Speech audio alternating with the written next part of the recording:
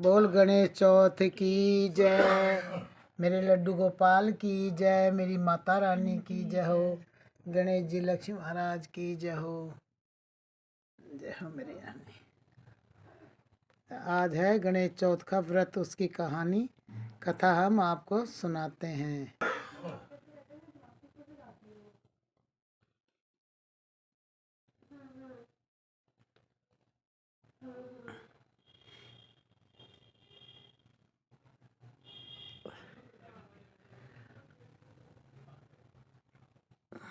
पार्वती जी बोली, पुत्र, माघ में किस गणेश का पूजन तथा क्या भोजन करना चाहिए? श्री गणेश जी बोले, माँ, इस मास में भालचंद्र की 16 प्रकार से पूजा करें, तिल के 10 लड्डुओं का भोग लगाएं तथा अपना शक्ति के अनुसार ही दक्षिणा दें और 10 लड्डू स्वयं खावें। सतयुग में हरिश्चंद्र नामक एक धर्मात्मा साधु सत्यवादी राजा थे। इसी राज्य में ऋषि शर्मा ब्राह्मण रहते थे। उनके एक पुत्र पैदा हुआ था और कुछ समय बाद ब्राह्मण की मृत्यु हो गई। ब्राह्मणी दुखी होकर अपने पुत्र का पालन करने लगी और गणेश चौथ का व्रत भी करती थी। एक दिन उसका पुत्र गणेश प्रतिमा करके खेलने को निकल गया। एक दुष्ट कुम्हार ने उस बालक को आव में रखकर आग लगा दी। इधर जब लड़का घर नहीं आया तो ब्राह्मणी दुखी हुई और विलाप करती हुई गणेश जी से अपने पुत्र के लिए प्रार्थना करने लगी। कहने लगी, हे अनाथों के नाथ, मेरी रक्षा करो, मैं आपकी शरण में हूँ। इस प्रकार रात पर विलाप करती रही। प्रातःकाल कुम्हार ने राजा के पास जाकर सभी समाचार सुनाया और बोला, नाथ, मैंने अनर्थ किया है और मैं वध के योग्य हूँ प्रभु। मैंने अपनी कन्या के विवाह के लिए बर्तनों का आह्वान लगाया था, परंतु बर्तन नहीं पके। मुझे एक चेटक जानने वाले ने बताया कि तुम किसी बालक की बलि दे दो, तुम्हारा आंव पक जाएगा। मैंने इस बालक की बलि दी है, परंतु इस आवे में जल भर गया और बालक उस समय एक ब्राह्मणी वहां आ गई और बालक को उठाकर कलेजे से लगाकर चूमने लगी। उसी समय राजा हरिश्चंद्र बोले, ब्राह्मणी, तुम्हारा बालक अग्नि में भस्म क्यों नहीं हुआ? ऐसा कौन सा व्रत तप योग करती हो? ब्राह्मणी बोली, महाराज, मैं कोई भी विद्या नहीं जानती हूँ, मैं ना ही कोई तप करती हूँ। मैं संकट नाशक गणेश चौथ का व्रत करती हूँ। इसी व्रत के प्रभाव से मेरा पुत्र कुशल पूर्वक है। राजा बोले, आज से मेरी प्रजा भी इस व्रत को करेगी। समस्त नगरवासी गणेश जी का व्रत करने लगे। श्री कृष्ण जी बोले, धृतराष्ट्र, तुम भी इस व्रत को करो। इस व्रत के प्रभाव से तुम्हारे सभी मनोरथ पूर्ण होंगे और शत्रुओं पर विजय पाओगे। युधिष्ठिर ने इस व्रत को कर अपना राज्य प्राप्त किया। एक कथा गणेश जी की इस तरह से, गणेश चौथ की। एक बुढ़िया माँ थी, उसका एक बेटा था और वो अपने चूरमा के 2 पिंडे बनाती है, गणेश जी का और एक अपने बेटे का। चाची ताई उनको सारी बहकाती थी कि इस तरह की तेरी माँ तो गटके करके खाती है, लड्डू पेड़े बनाती है, तेरे लिए कुछ नहीं देती। वो अंदर छुप के बैठ गया, आज मेरी माँ क्या बनाती मैं देख लूँ। वैसे वो गाय भैंसों का बेचारा एक ग्वाला की तरह रहता था। जब उसने देखा कि मेरे माँ ने हाथ धो के तो अपना व्रत खोला था और एक पिंडी गणेश जी की बना दी, एक अपने बेटे की बना दी, उसने कुछ नहीं खाया। आया बेटा बाहर के, माँ खाना नहीं खाया, बेटा आपके लिए है ये, एक लड्डू खा लो आप। उसने देखा कि नहीं, मेरी चाची ताई ने मेरे को बहकाया था, इसलिए मैं उस चक्कर में लग गया और मैंने मेरी माँ पे विश्वास नहीं किया। तो आपसे माँ मैं कमाने जा रहा हूँ बाहर। और वो बाहर गया। जैसे उसको उसने कहानी के जो तिल से कहानी सुनाई जाती, सकट चौथ की, ये तिल का व्रत है ये।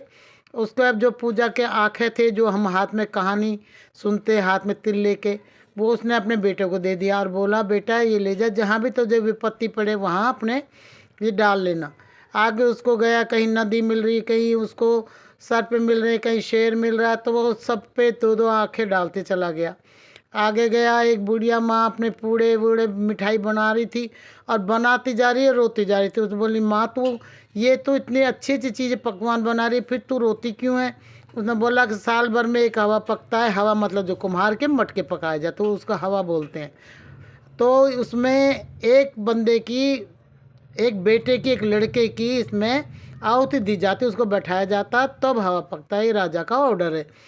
बोला, अच्छा आज मेरे को माँ मैं चला जाऊँगा, मैं अगर आप चाहो तो उसने कहा, हाँ माँ चला जाऊँगा। तो उसको भरपेट खाना खिला दिए, पुए पकौड़े, और आराम से वो सो गया। सुबह अंधेरे ही वो आया राजा के, बोलो अपने भेजो अपने बेटे को। तब वो कहे, हल्ला इधर उधर बर्तन खुड़का रही थी, कुछ कुछ आवाज़ करी कि बेटा अपना आप से जग जाए, मैं किसी के बेटे को कैसे जगाऊँ। तो बोला, माँ मैं जगा हुआ हूँ, तो आप मेरे को मेरे नहा धो लिया, मेरे तिलक काट दो। तिलक काट के और अपने माँ के जो दिए हुए तिल के आंखें थे वो चले गए। राजा ने चारों तरफ मटके लगा दिए और मटके लगा के बीच में उसको लड़के को बैठा दिए, बुढ़िया के को। तो उसने उस चारों तरफ जो माँ ने दिए थे तिल के आंखें वो उसने अपने चारों तरफ डाल दिए और उसमें बैठ गया। अगर मेरी माँ सच्चे मन से सच्चे दिल से मेरी लंबी आयु के लिए व्रत करती है तो मैं जैसा बैठा हूँ वैसे ही निकलूँ। गलती से छोटे छोटे उसमें बिल्ली के बच्चे थे कहीं मटके में छोटे में, वो भी रखे गए गलती से। तो अब वो दूसरे दिन राजा के बच्चे सारे मिलके वो बॉल खेल रहे थे, वो बड़ा उसमें मटके में जाके हवा के में टन से बजा। तो सब बोले इसमें तो 12 बरस में पहले पकता था, ये 12 दिन पके और ये एक दिन में कैसे पक गया। जो मटके की आवाज़ आई टन से कि मटके पक गए। तो उसने राजा के जाके बोला कि राजा ऐसे ऐसे मृता हुआ था, पक गया, जो नहीं पका था कभी भी इतने जल्दी। बोलो क्या कौन है, कैसे बैठा है, जाके जाके देखा कि बोला वो लड़का अंदर बैठा था, वो बोल रहा था हम बड़का बांडी धीर है, बड़का बांडी होल है। मतलब बोला रे जितने भी मरे थे ना सब जग गए इसमें, अभी भूतों की तरह इसमें पैदा हो गया, इसलिए ध्यान से। राजा के जितने भी थे उसके मंत्री के साथ जो भी थे उनके सब ने मिला के उनको तलवार चारों तरफ लेके खड़े हो गए और उसको चारों तरफ ये देखे कि कौन भूत है क्या है। तो तलवार लेके नंगी खड़ी हो गई मारने के लिए। जैसे धीरे धीरे बोला बोल मैं जो बैठा है मैं वो ही हूँ, तो इसलिए आप ध्यान से मेरे पर कोई तलवारबाजी ना करे। जैसे वो उसको निकला तो जैसे बैठा था वैसे ही वो निकल आया, साथ में बिल्ली के बच्चे भी खेल रहे थे। तो चौथ माता की ये शक्ति थी। अब उस बुढ़िया को बुलाया कि तुमने क्या किया इतने सालों में, हर साल एक मतलब हर हवा में एक लड़का मारा जाता है, वो उसकी आहुति दी जाती है, भेंट दी जाती है। तो इतना दिन से तूने क्यों नहीं बताया।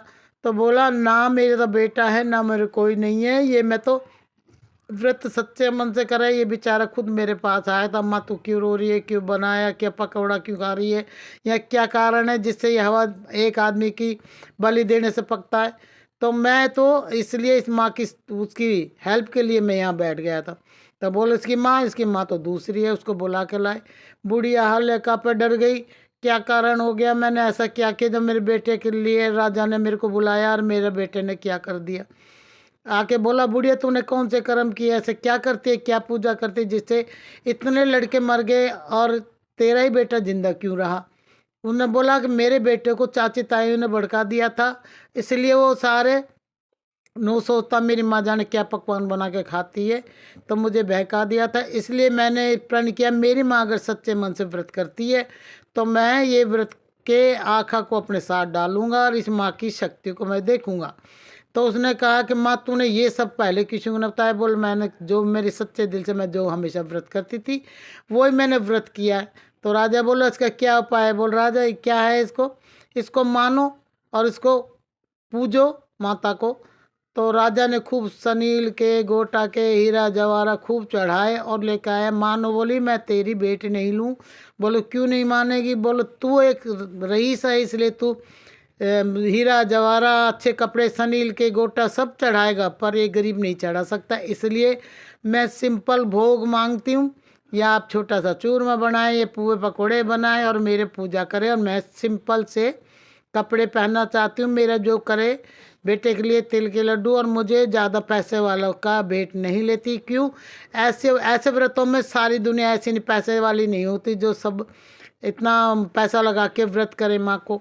तो इसलिए माँ ने कही कि भाई सब ये व्रत को करे। माँ की चौथ को गणेश चौथ लगती की आती है ये, और इसमें कहते हैं 12 महीना की 12 चौथ करे या 6 करे या 4 करे या 2 करे। करवा चौथ और तिल कुटनी की चौथ तो सभी करते हैं, भाई की बहन पुरुष की स्त्री, भगवान सबको करे। संकट माता जैसे उसके बेटे को बचाया चौथ माता, ऐसे हर बेटे की लंबी आयु, कोई संकट ना आए। माँ की दुआ हमेशा बेटे को लगे और माता रानी सबको रखवाली करे। और जैसे गरीब की भेंट ली जैसे सब कोई के लिए। जय हो मेरी गणेश चौथ की जय।